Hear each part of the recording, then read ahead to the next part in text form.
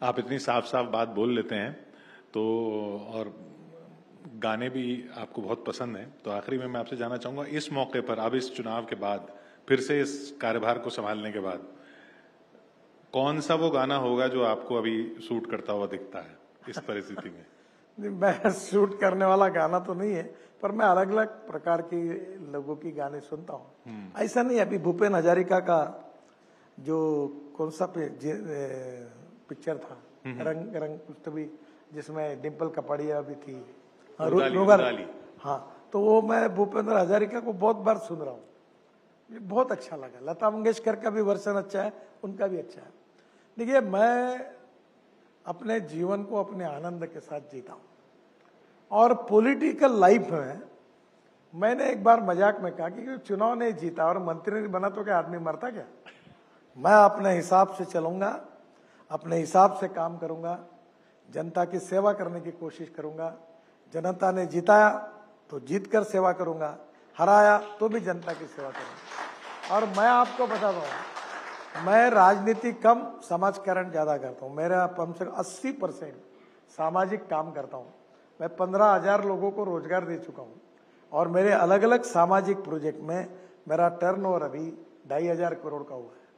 मैं महिलाओं को काम, युवाओं को काम, ऑर्गेनिक फार्मिंग, अलग अलग प्रकार के काम करता हूँ। बायो फ्यूएल, अल्टरनेटिव फ्यूएल, साड़ियाँ बनाता हूँ, दरिया बनाता हूँ।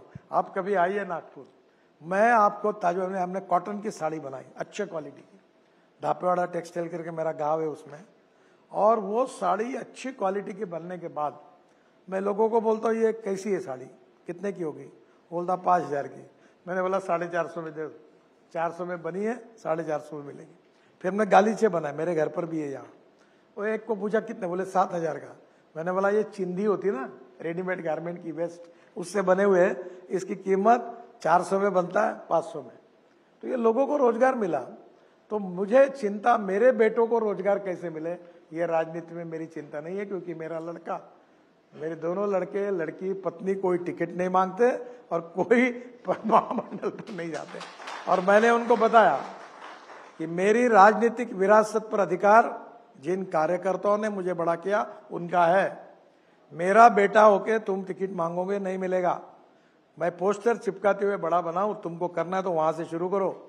बोले हमको करना ही नहीं। मतलब बहुत अच्छी बात है, अपना काम धंधा करो। तो ये जो एमएलए के पेट से एमएलए पैदा होना, मुख्यमंत्री के पेट से मुख्यमंत्री, एमपी के पेट से एमपी, ये बात गलत है।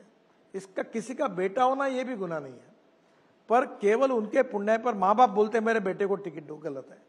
और इसलिए मैं मानता हूं कि आने वाले समय में निश्चित रूप से हमारी राजनीति में भी काफी सुधार हो रहे हैं। नई पीढ़ी, जनरेशन बहुत जागरूक है। सोशल मीडिया पर वो पूरे दुनिया को सुन रही है, नॉलेज, टेक्नोलॉजी, इनोवेशन, रिसर्च। और मुझे अभी आपको बजाय, मैं चुनाव में गीत तैयार किए, मैंने नहीं किए थे, बनाने वाला अलग था, गाने वाला दूसरा था, संगीत देने वाला तीसरा था। वो मैंने चुनाव में वो गीत डाले। अभी मुझे वो यूट्यूब वालों ने 85,000 रुपए रॉयल्टी दी। वो गीत 89 लाख लोग सुनते थे, उसके कारण मुझे पॉकेट मिला। तो वो रॉयल्टी हमें भी दिलवा दीजिए थोड़ी सी चलते चलते। आपका आज का इंटरव्यू जब होगा और मेरे मीडिया पे जाएगा, तो आपके सहयोग के कारण पक्का मुझे 50,000 रुपए आपके सहयोग से मिल जाएंगे। उसलिए धन्यवाद।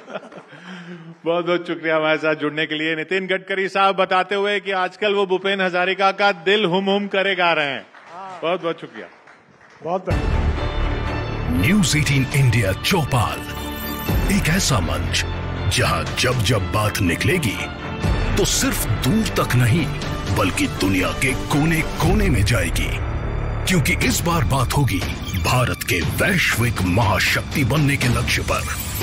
सरकार, समाज, सेलिब्रिटी और स्पोर्ट्स स्टार्स के साथ न्यूज़ 18 इंडिया चौपाल देखिए सिर्फ न्यूज़ 18 इंडिया पर।